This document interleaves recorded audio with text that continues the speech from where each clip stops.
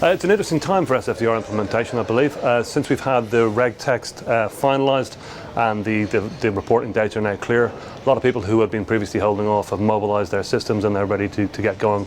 As a result, we've started to focus on both testing and also onboarding. So we see a lot of people starting to put through RFPs and also look to start to get their data flowing through the system so they can understand what the future might hold for them. The importance of testing, I think, is a lesson that's been learned from previous reporting regimes. So under both EMIR and MiFID, people, I think, recognise they left their testing process until too late, so they didn't have time to remediate any issues that they found out. So as a result, we focused on getting some of our existing technology ready as early as possible.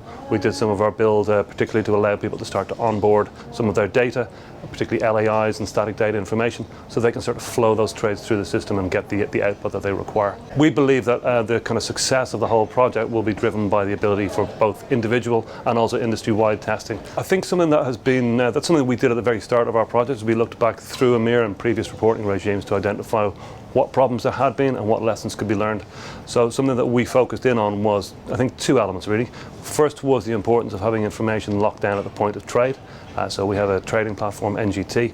Under EMIR, there was definitely a significant difference in the reporting success rates from trades that were executed over a platform as opposed to trades that were executed OTC.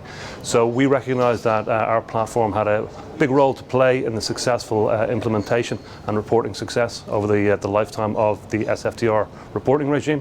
So we focused a lot of our early development on the NGT. The other element, I think, from EMIR that has been important was, again, to reference what I mentioned earlier, is the lack of testing process that was put in place. There was only a 6-month window for the whole development to put in place, and as a result, at go live, there were significant problems encountered.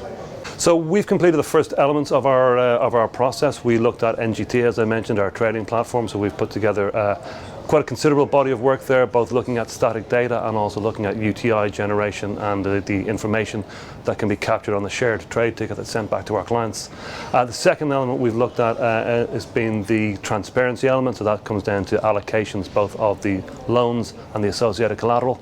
As we move through the rest of this year, our focus is on building out the screens within Unified Comparison, our post-trade services product, which will be the bedrock for our SFTR solution, and also then the various associated elements like our links out to CCPs and other players in the industry.